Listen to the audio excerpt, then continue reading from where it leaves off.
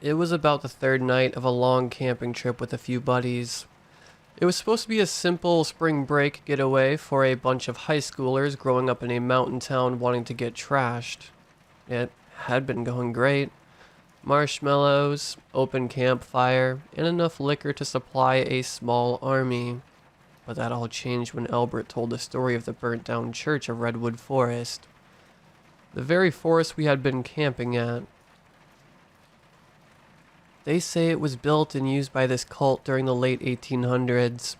One that believed in some Lovecraftian-like god called Aragreth or something like that.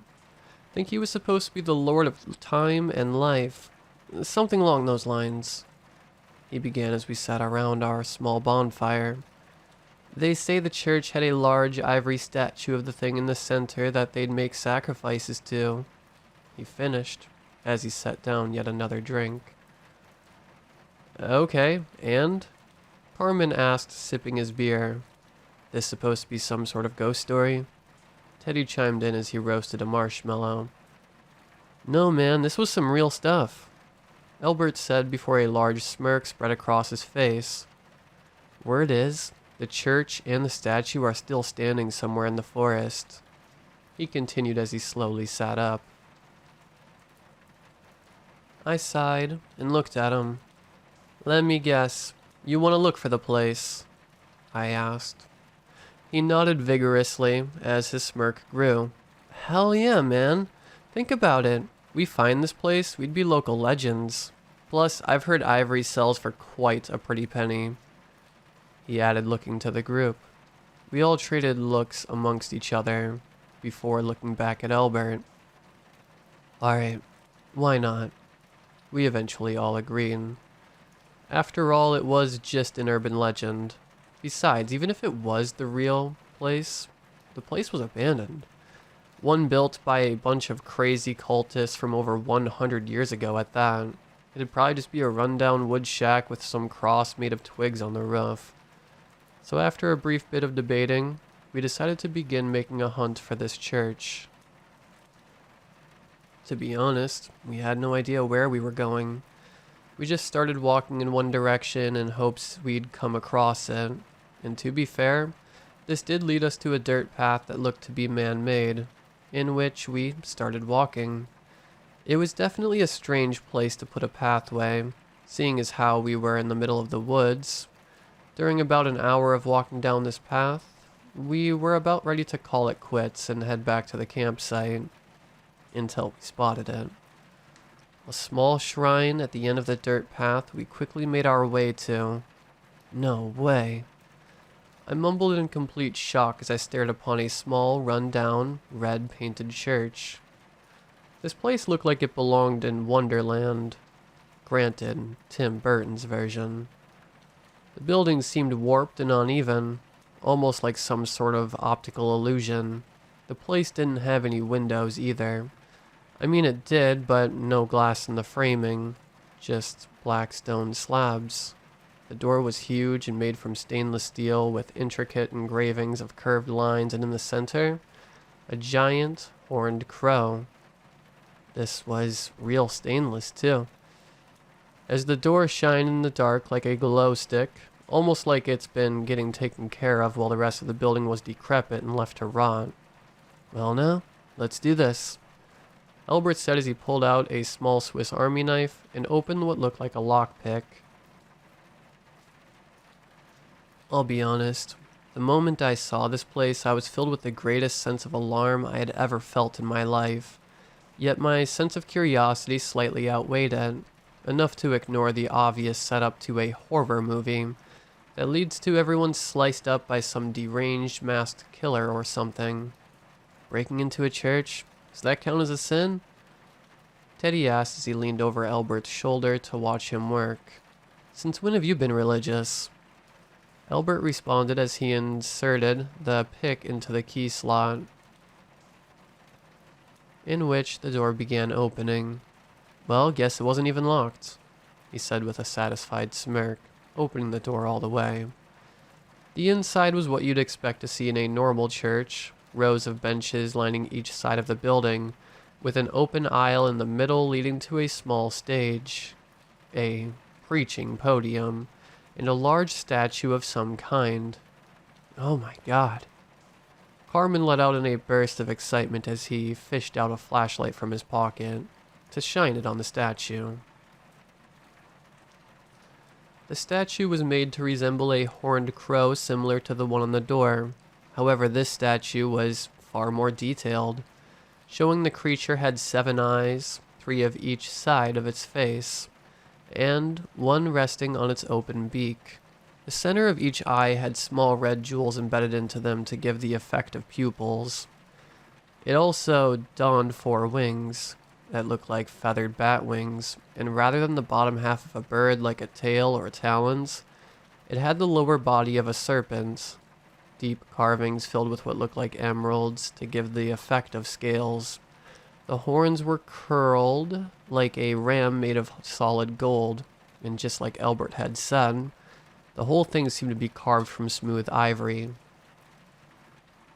"Cody, man, we're gonna be rich," Albert roared as he bumped my shoulder. I'll admit the idea was extremely tempting.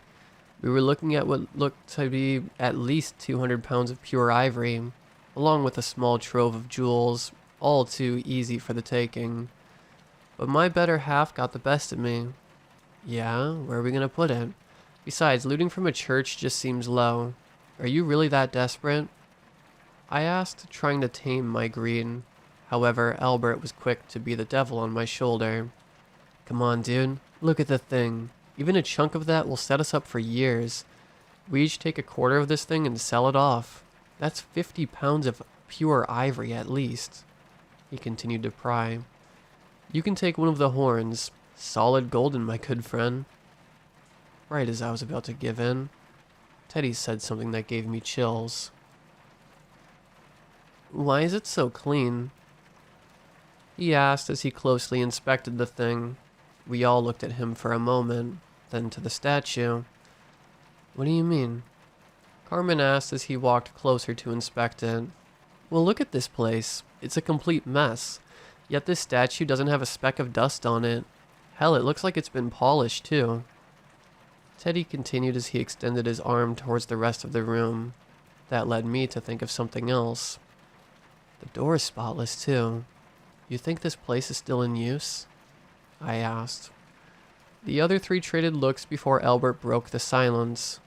"Well then, let's get this thing out if you're quick then," he said, quickly grabbing onto one of the statue's horn, only for his hand to get fried to a crisp.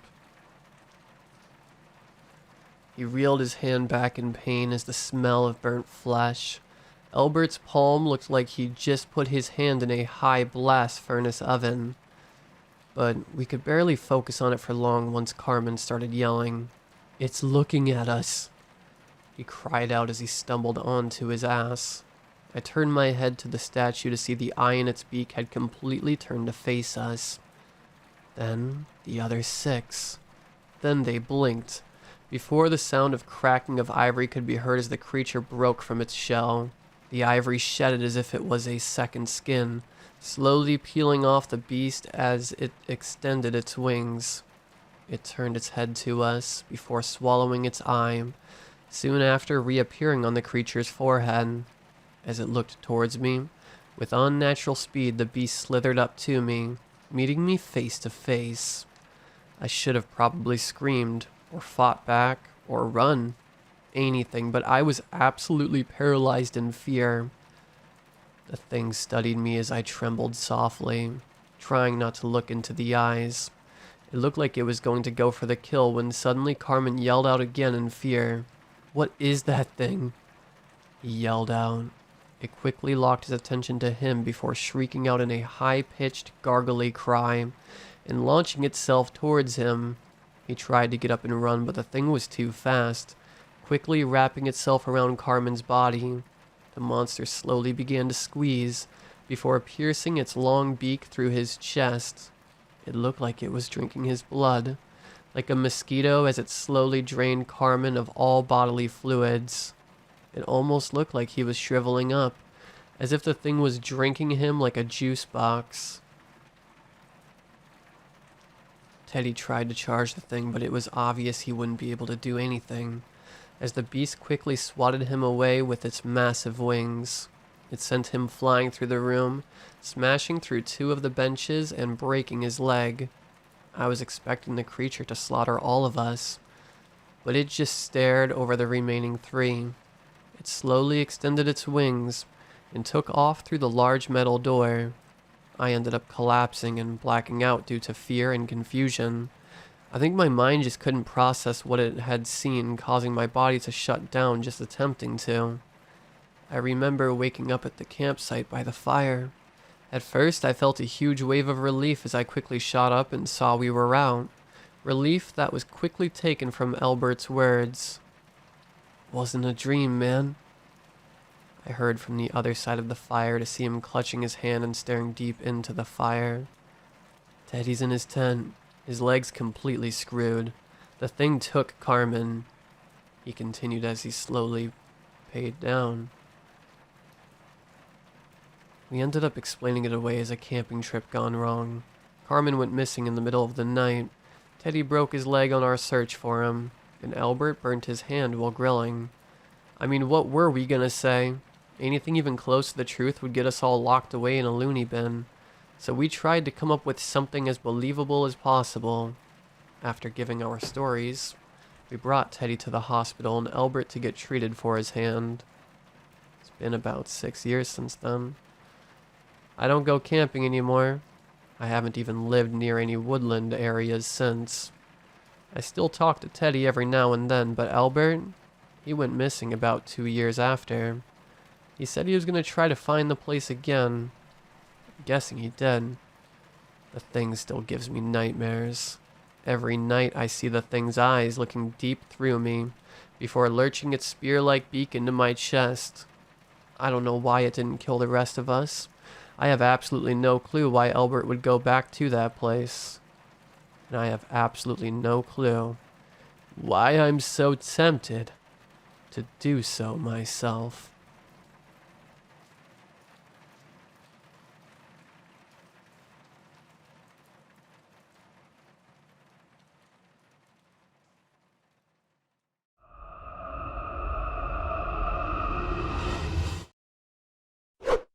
To all Reddit travelers, what is your creepiest hotel story? My mom was traveling for work and sat next to a man, fellow business traveler, on the plane. They had a casual conversation and exchanged business cards. Later that evening she's in her hotel watching TV, and gets a phone call from the front desk that her husband is here and they want to know if they can give him a key to the room. Turns out the creep on the plane was pretending to be her husband to try to get into her room. Found a hotel in Yangon, Burma, the day we got there for pretty cheap. They mentioned the rates were low because maintenance was being done on several floors. We sleep fine, wake up and head to breakfast. At breakfast we met some Germans who had also stayed the night in our hotel. They said they had not slept well because during the middle of the night someone woke them up, to move them from the floor they were on. We, us and the Germans, found out later that they had been moved because they were on one of the levels reserved for maintenance, and part of the maintenance included gassing the rooms for bugs. During the middle of the night they were just going around the rooms shoving the gas nozzle or whatever under the doors and letting them run. Wound up killing the 2 people next to the Germans before they realized they'd accidentally booked people on that floor. We weren't on that floor thankfully, but it has always stuck with me how seemingly easy it could have been to have gotten mixed up in that. Good night, sleep tight, don't let the bedbug asphyxiation spray kill you at night. In 1996, while air drying naked after a shower lying on my hotel bed in Beijing with the curtains drawn, I received a call demanding I put on clothes. What the F? So the room was bugged? It was in Red China, in a hotel authorized for foreign guests. I hope you proceeded to do the windmill for them and pick up pennies. I arrive at a secluded, coastal hotel south of Marmaris, Turkey around 2 a.m. It had been a long day in Istanbul followed by a flight and long bus ride into Marmaris where I haggled with non-English speaking taxi drivers, who were not even aware that this small resort exists. When the taxi pulls up to the hotel, it's on fire. When the owner, standing out front, sees us, he opens the taxi door excitedly. "You come. I have nice room for you. I point out that the hotel is on fire, but he simply gestures and says, "Small fire. No problem. You come." I am utterly exhausted. I find myself following the owner into the hotel, stepping over fire hoses, waving away smoke, passing firefighters as they run up and down a very nice staircase. We pause at the second floor landing and the owner tells me, "See? Fire only on this side of hotel. This side no fire. You come." My exhaustion removes every ounce of common sense and I follow him to a room down the hall. The room is indeed fire-free. I quickly scan the "in case of fire" message on the back of the door, check the window escape, and promptly pass out with my gear and boots on. In the morning I awake alive wondering if I dreamt the entire thing. I go down the smoky stairs past the charred other side of the hotel. The owner is so happy to see me still alive that he eats breakfast with me. I went back a few years later and the hotel had fully recovered. I once stayed in a B&B which had a shared bathroom. The first night I got up at probably like 2 a.m. and I was bursting for a pee. The bathroom was down the hallway, not too far but seemed like such an effort in my tired state. I get to the bathroom and open the door and there was this guy just standing in the bathroom, dressed head to toe in a mime costume. Face painted and everything. He was squatted down on the floor but his trousers were still up. I looked at him for a second, he gave me a wave with a smile and began just silently pushing. I just ran back to my room, locked the door and decided to pee in a bottle. I'm still not sure if I was just really tired and seeing things or something. It's seriously the strangest thing I've ever seen. I arrived late at a hotel for a business trip. Flight had a malfunction so we had to land. They fixed it on the tarmac and we never deplaned. Room already paid for, confirmation number in hand, etc. I got there about 5 hours after I was supposed to be there. Of course, they gave away my room. I already wasn't happy from all the delays and I wasn't going anywhere. The event I was there for was in their hotel. I wanted my room. I was polite but resolutely firm. They did some scrambling and asked if I would consider a damaged room under construction. "As long as the sheets are clean so I can go to bed, I don't care," was my reply. Mistake. The room they gave me was literally a crime scene. The case had been closed so there was no legal issue to contend with, but someone had been killed, or nearly killed, not 100% sure, in that room. They had primed over the blood stains on the walls and ceiling but had only taped down semi-clear plastic over the pooled blood on the carpets. Multiple small holes in the walls had obviously been patched and sanded but there were multiple small holes in the wall. They gave me a completely new bed and TV from on-site inventory so I was comfortable, but man, it was creepy as hell. The creepiest part was the priming job. It was so obviously blood splatter. You could see where the person had been hit and where they fell. You could also see how they had tried to get up and where they had finally collapsed. Okay, so I already posted this on another thread, but when I was about 4 years old my family ended up staying at the Cedar Lodge Motel, where Cary Stayner worked right before he murdered 4 women. My family drove to Yosemite, and it was a long drive for us, 3 kids all under the age of 7 plus 2 adults and a F-ton of mountains will do that. By the time we arrived at the motel, it was late, we were all cranky, and we couldn't wait to get out. But the moment we pulled in, something set my mom's teeth on edge and she insisted that we left and found another hotel, reservation or not. My mom has always had this like sixth sense and her gut has actually saved us a couple of times, but my dad was tired and convinced her to ignore her gut and stay for just the night and the next morning we'd leave. I can remember my mom actually refusing to let go of our hands, making us stay right by her side as she kept looking around while checking in. To try and get her to relax, my dad suggested we go to the pool, thinking it would calm her down. Well, when we got there, there were no towels so my mom called the front desk. The moment the man delivering towels arrived, my mom immediately grabbed us out of the water and rushed us back to the room. The man gave her the absolute creeps and she says there was just this feeling of pure evil when he looked at us. That night my mom and dad pushed the dresser in front of the door and had us all sleep in the same bed. The next morning, we left to go to another hotel but my mom couldn't stop talking about how evil that motel was.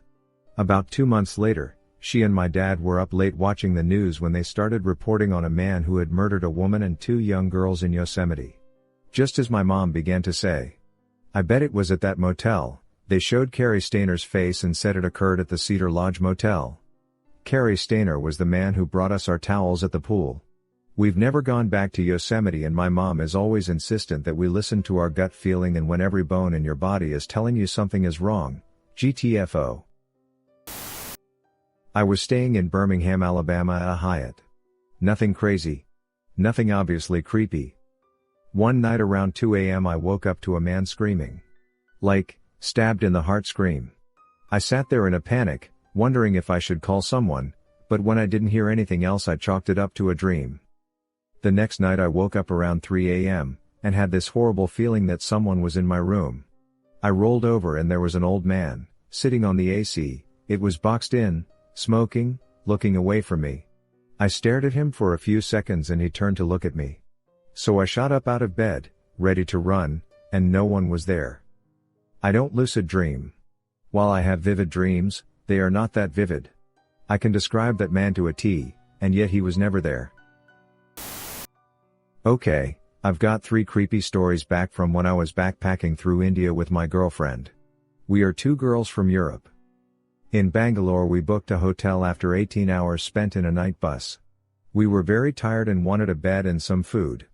The boys at the reception were kind of creepy and staring at us all the time, but we shrugged it off and went in our room at around 9 in the evening. At around 11 the lights went completely off. I tried to call the reception but the phone was out. Suddenly the door handle to our room started moving. I turned on the lantern on my phone and looked at the door. It was slowly opening. My girlfriend screamed and I jumped off the bed, pushing the door back into its place. The person outside was pushing as well, so we fought like this for a little while. Then I locked the door again. 5 minutes pass and we hear the noise again. The person outside had a key and now they were opening the door slowly. It was so creepy, I kept banging on the door shouting, "Get the F out! Help!" We called the police who eventually did nothing. We didn't sleep the whole night. We were in South, booking a hotel. My girlfriend was using the bathroom when she suddenly started screaming. I went in just in time to see a hole in the ceiling and an eye. The person ran immediately and we could hear the footsteps on the roof. After our 6 months travels, we were really tired of booking cheap and scary places for sleep. I had an accident and was barely moving, so I asked my girlfriend to book the nicest hotel, asked specifically for white sheets. It was my time to shine. So the hotel looked nice, white sheets indeed. The guy at the reception was sleeping in a sleeping bag in the reception, but whatever. We went to sleep in our white sheets just to wake up hours later covered in ticks and bug beds full of our blood. 5 out of 7. My husband's family is from India and 0 out of 10 of them would recommend 2 girls backpacking without any males through India. Actually, 0 out of 10 would recommend backpacking through India at all. You are so lucky you survived. Was in San Juan del Sur, Nicaragua last year. Massive spiders all over the room. Even woke up with a couple of little scorpions in my bed the first morning. Next night I'm sitting at the bar, drinking and chatting with a mate, feel a tickle on the back of my neck and think it's a mosquito or something. Brush the back of my neck and another mother effing scorpion, this time way bigger, plops on the ground at my feet. Stared at it for a moment in shock, squealed like a girl, squashed it and kept drinking. Gah, I hated those big spiders in Nicaragua. They're so fast. And if they come in contact with you, you'll get a painful rash. Worst. Ever. Well, apparently I am never going to Nicaragua. Oh, I have one. Though this has turned out quite long to describe. So, mine takes place in a London hostel a few weeks ago. I have 2 friends with me that are both male, and we're staying in a 9-bed mixed dorm. There are 3 sets of 3-tier bunk beds. I'm in the bottom bed of the right bunk, friend 1 in the top of my bunk, friend 2 in bottom bed of middle bunk. So, we get in at 2 a.m. and all just quietly get in our beds. After a few minutes of lying there trying to sleep I hear rustling behind me. I'm lying on my side facing the wall. So I think it is just someone going through their bag and ignore it. Then I feel a hand on my hip over the cover. I turn around and it's a random guy telling me to move over and trying to pull at my cover. I initially thought he was drunk and wasn't sure which bed to be in, so I tell him to go find his own bed, and then he shuffles away to bottom bed of left bunk. Then he comes back again. I again tell him to go back to his own bed and he shuffles back to his own again. This happens another couple of times, with me gradually speaking louder and getting less polite, telling him to F off. So I'm shaking cause the situation is making me nervous, and message my mate that's on the top bunk, saying I don't think I'm going to be able to sleep that night. He messages back casually thinking it's cause of someone snoring. This is when I find out both my mates have earplugs in, and although they've heard me speaking, they each thought I was speaking to the other friend. So I tell him the situation and he starts keeping an eye out. I hear the guy go to the bathroom that is en suite, but I can tell from the light he left the bathroom door open whilst doing so and refused to look. My mate fills me in that the guy was walking round with his pants down and deliberately left the door open to get me to look, but either way the guy goes back to his bed after and we think the situation is finally over. Then it happens again, my mate keeping an eye out shines his phone light on the floor and shouts for the guy to F off. Apparently he was crawling across the floor again towards me. The guy suddenly takes offense at my mate's light shining on him, and starts actually climbing the bunk ladder like King Kong to get to my mate on the top and was trying to take his phone. They wrestle for a while with my mate actually kicking the guy in the neck to try and keep him away, only for the guy to swing backwards and come straight back at him again. I use this time to run for security, who find the guy still hanging on the bed when they get there, then call the police and have the guy taken away in a riot van and banned from the building. Whilst the police had dragged him outside waiting for the riot van, the guy even head-butted the brick wall several times. No idea what that guy was on because it wasn't alcohol, but definitely on something to take a kick to the neck and still act like nothing happened afterwards. The guy kept trying to blame my mate when security came as well, saying things in broken English like, "Come up here and see how violent this guy is." My other mate that had slept through the whole incident, kept saying the next day that he couldn't believe how friendly everyone in London is. My company would put us up in the Shiloh in downtown when we were in Salt Lake City. A co-worker of mine was awakened in the middle of the night by the sounds of a bunch of kids in the hallway. It went on for longer than he could tolerate, so he opened the room door to tell them to hush, only to find the hallway empty. He could still hear the children, so figuring they were in an adjoining room, he called down to the front desk to complain. The man at the front desk claimed to be certain there were no kids staying on that floor, but that he was certain the noise would subside in a bit. He offered to send up some earplugs. My coworker was a bit annoyed, "How can you say there are no kids here when I'm hearing kids?" but went back to bed and eventually fell asleep. The next day when he was checking out, a different clerk made the mistake of asking the routine question, "Was everything satisfactory with your stay?" My coworker gave her an earful about the noisy kids, and how the other clerk had dismissed his complaints. The clerk looked a little uncomfortable, and said in a half-whisper, "We are not supposed to talk about our history with guests. But please do a Google search for Rachel David and you'll understand what happened to you. We get similar complaints every few weeks, and we try to never put kids on that floor."